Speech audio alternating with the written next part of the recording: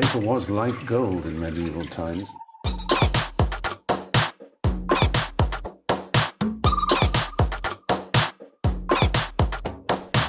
Oh, not tobacco, sugar. That everything we thought we knew about the world might turn out to be completely wrong. Coming up on Pet Heroes, a vicious cougar attack leaves a small dog disabled and depressed until a pesky partner shows him how to live again.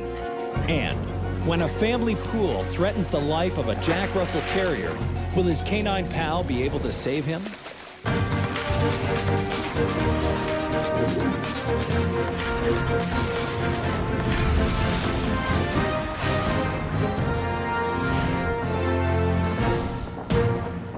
Hi, I'm Jason McCoy, and welcome to Pet Heroes. Dogs are often spurred into action when their human companions are in danger. But how do they react when it's one of their own? We look at two amazing stories of dogs who must rely on their fellow canines for help. This picture-perfect bay on the northern tip of Vancouver Island is home to Jim and Mary Borrowman. My husband and I live here in Telegraph Cove, and we own and operate a very small expedition company. We take people from all over the world out in the Broughton Archipelago on multi-day expeditions to see the wonderful marine life that we have here. Jim and Mary share their world with two dogs, Buddy and energetic Joey. Joey the Schmoey, he's great. He's kind of like he's still a puppy, but he's almost 2. So we're wondering if he'll ever grow up. Buddy's a very special dog. Buddy is a purebred Shih Tzu. He is calm and mellow, and yet he has his own mind and does what he wants to do. He's kind of king of the castle. While Buddy may be king of the castle, his pal Joey is very much his knight in shining armor. Kara Arnold works closely with Jim and Mary. I've been out here in Telegraph Cove for 7 seasons, and we do all of the work to get people out on the boats whale watching, taking reservations, running the gift shop, things like that. We are sort of a family out here. It's February 19th, 2009. Mary and Kara are busy in the gift shop while Jim is at the docks on the boat. It was a sunny day, so we had let the dog outside to lay on the grass or on the boardwalk because it was actually a sunny day. In February, that's not all that usual. Buddy is outside for only a few minutes when Kara senses he might not be alone. All of a sudden, I sort of caught something out of the corner of my eye run by the screen door. I thought it was a dog, so I went out to just get it away. I didn't want Buddy being attacked by a dog. Shoot! Go on, shoot! We came out here to try and get to Buddy and yelling at the dog to get off of him. Shoot! This is no dog, though. This is a cat, a Vancouver Island cougar. And that's when stood up, and that's when Mary grabbed me. I grabbed her by the back, and I said, whoa. Well, I was down working on the boat, down in the engine room, which is pretty hard to hear anything there. I thought it sounded like a bunch of seagulls, which didn't make sense. And so I stuck my head out of the boat and started kind of walking. When I got up to the top of the dock, I could hear Mary and Kara were screaming their heads off. And I knew something was pretty wrong, but I didn't know what. And then I heard 3 words out of all this. It was Buddy, Cougar, and it was stairs. Those are the 3 words I heard. Jim grabs the first weapon he can think of and runs to save Buddy. So I'm running up the stairs and not really knowing where I'm going or what I'm doing, and I suddenly realize the cougar is right here. I see him underneath the handrail here, and Buddy's hanging out of his mouth, and right off I figure Buddy's totally dead.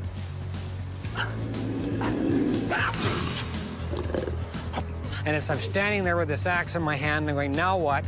The cougar dropped Buddy and took off and ran around the back of the house over there. Before I could do anything, Buddy rolled down underneath the steps, and of course it's a long way down to the boardwalk. Now that's got to be about 6 or 8 meters at least straight elevation, and then he landed on those boulders down there. So Jim climbed down, and he never said anything. Buddy's laying there and he's not moving, and I'm thinking, yeah, he's dead. I reached down to pick him up, and I hadn't said anything. I hadn't talked. And as I went to touch him, Buddy came alive like a pit bull. He just tried to go after me with full, like he was attacking another big dog. It was unbelievable. So I quickly started talking to him. He calmed right down. As soon as he heard my voice, everything was cool. Well, I went in to phone the vet, and I was completely hysterical. And she said, just bring Buddy in. So we wrapped him up, and when Jim brought him up, I thought the dog had lost his face. The nearest vet is 2 hours away, and Buddy is barely clinging to life. Veterinarian Michael Paul treated Buddy after the attack. Buddy was in shock, and I think Mary was probably in shock as well. Buddy looked like he was on death's door, and there was a lot of blood, there's a lot of swelling, and of course it's very disturbing. He came in and he sat down, and I will never forget, as long as I live, his exact words were, "My, that's certainly traumatic." Buddy is fighting for his life. Following a savage cougar attack, Jim and Mary rushed their beloved dog Buddy to an animal hospital. The damage is severe, and they expect the worst. And I think it's looking pretty good right now. Incredibly, Buddy pulls through, but not without paying a price. The attack leaves him totally blind. He had 5 operations in total, and by the end of June, he had healed up pretty good. At first, Buddy adjusts well to life without eyesight. Constant attention from gift shop visitors helps lift his spirits. He was okay through the first summer after he was attacked. He healed quite well, and it didn't look too bad, and everybody loved him, and everybody gave him more pats than ever. But at the end of that season, that summer, he crashed. With the tourists gone and the weather turning colder, Buddy becomes more and more lethargic. Jim and Mary find it hard to watch. Knowing Buddy, because he's a very social dog, he wouldn't get out of bed. You couldn't get him up to go for a walk. He just laid there like a lump. That's the best word to describe it. And it was worrisome because it's not healthy for a dog not to have exercise. We tried everything, every toy I could imagine to try and get him to play, treats, the whole bit. Nothing worked. Dr. Wendy McClellan is a veterinarian with a passion for giving animals the best care possible. She offers her perspective on pet behavior. Dog depression is real, just like in people. The major signs are weight loss, they don't want to drink as much, eat as much, they don't want to play any of their regular activities that they used to love. Lots of owners say, you know, he's in the middle of the floor, I can't even get him to go outside, go for his walk that he usually loves. There's potential for it to be fatal if they don't eat, and more important is if they don't drink. Dehydration can lead to all sorts of electrolyte imbalances and can cause some real problems.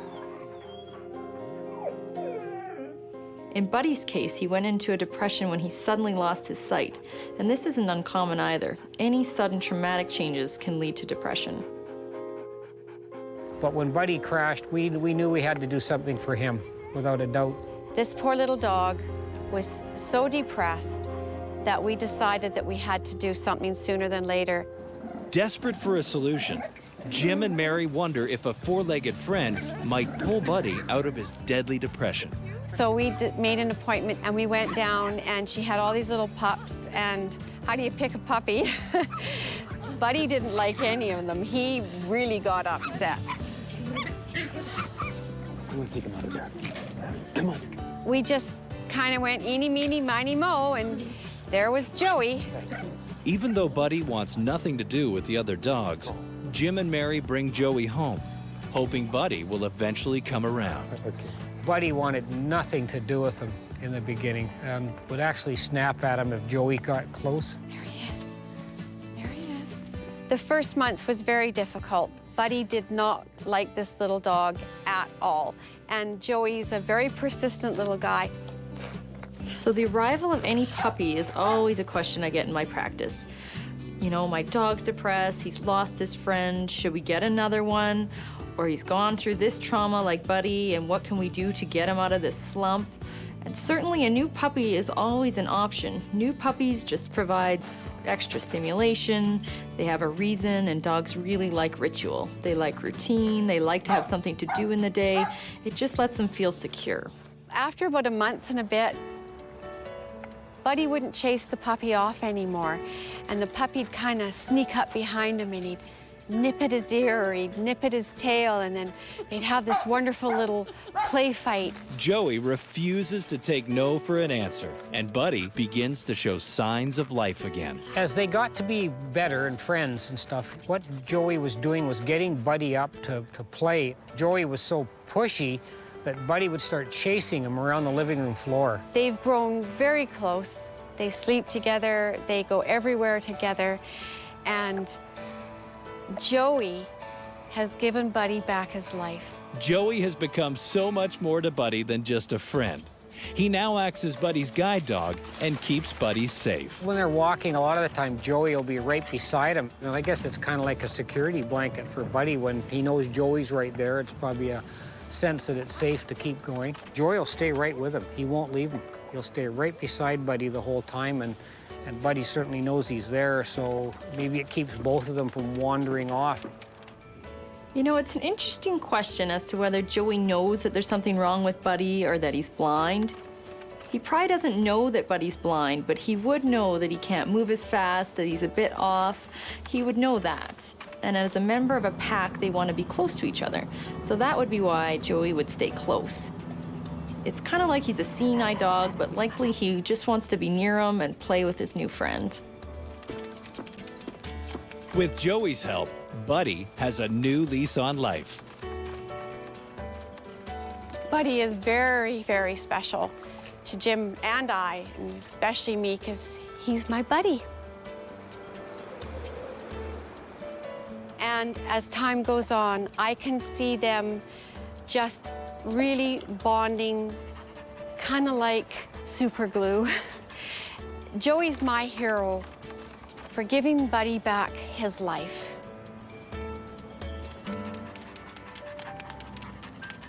Joey, a tenacious young puppy, was able to pull Buddy out of a dangerous depression following a near-fatal cougar attack. Next, we look at the story of Miley, a coon hound with a very special voice.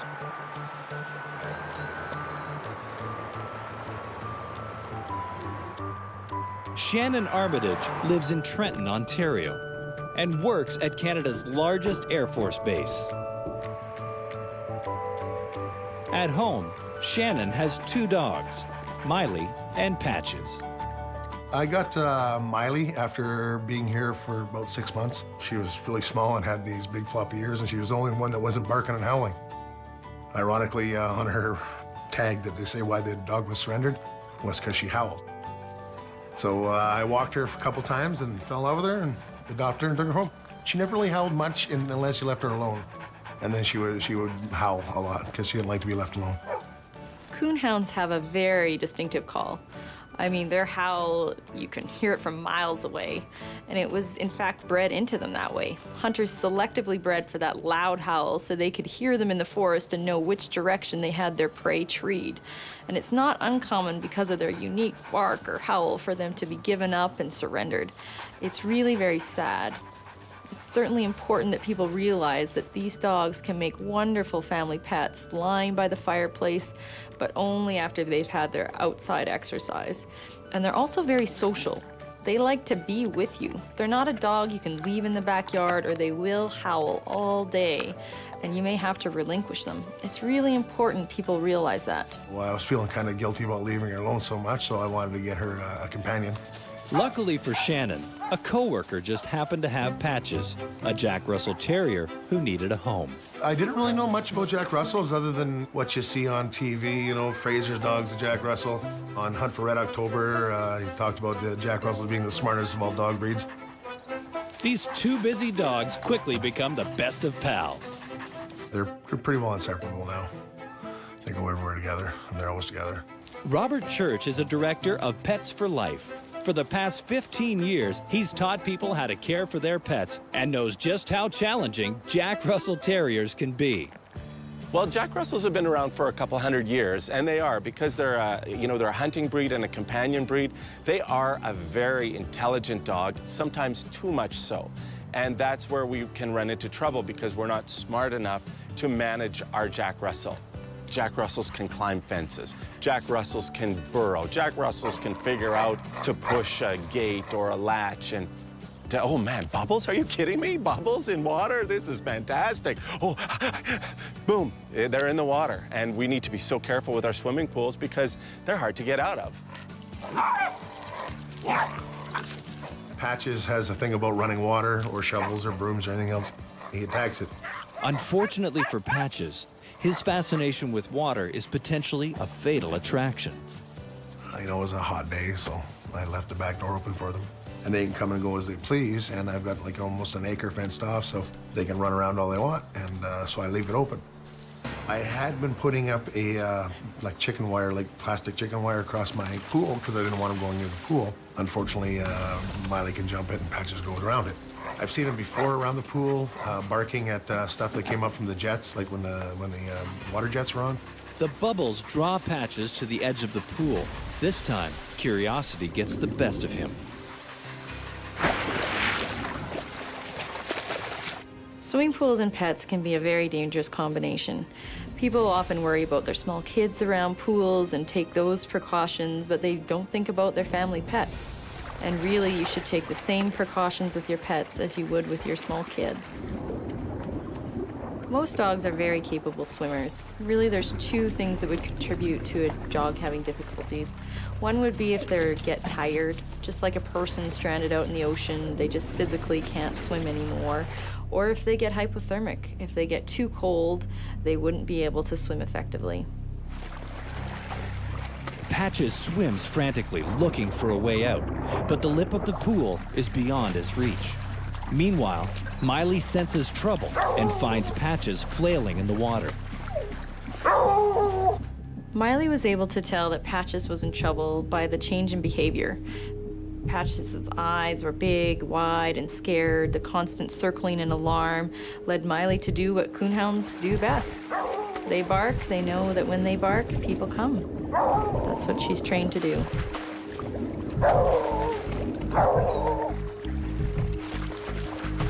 Even with his strong swimming skills, Patches is in the pool for so long that his strength begins to fade. Jack Russell Terriers have a very, very durable metabolism.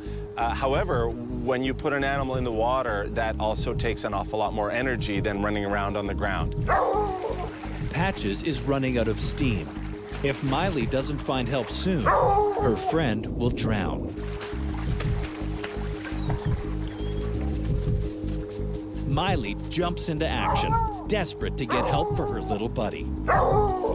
2 doors down, Shannon's neighbors John and Nancy McMullen hear the commotion. We were getting ready to go grocery shopping, and I wasn't fully dressed, and I told my wife, I said, go over and see what's going on over there. I said, there's something wrong with Miley.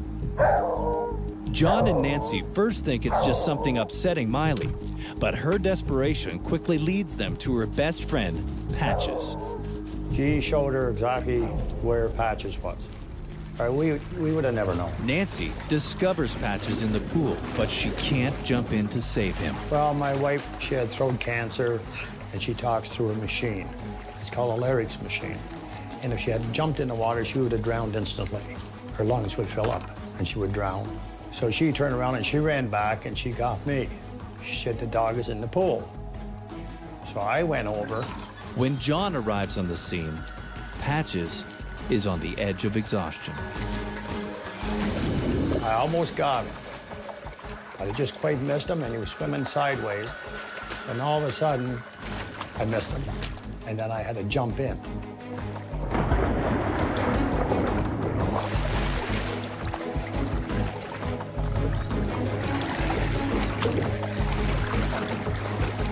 By the time John manages to haul Patches from the water, the little dog has stopped breathing.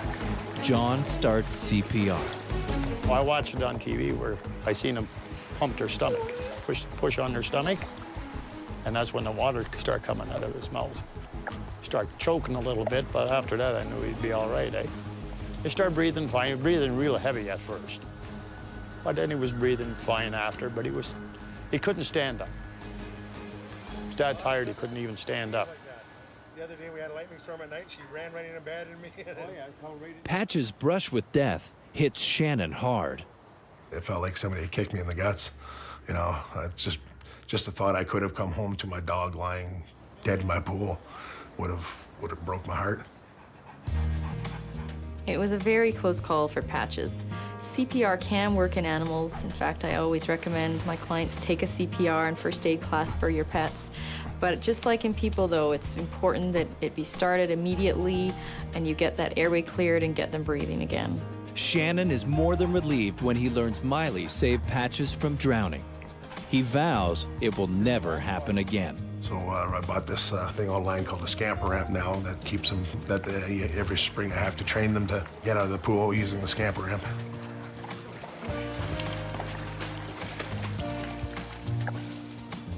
Miley, that's the real hero. If it hadn't been for Miley, I would have never known. I'd never known about the dog being drowning in the pool.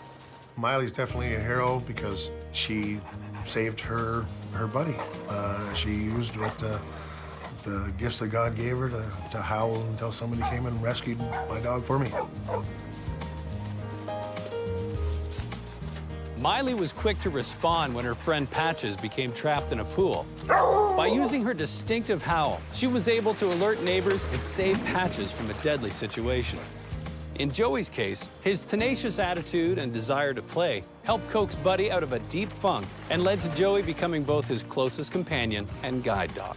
For more information, visit cmt.ca/petheroes.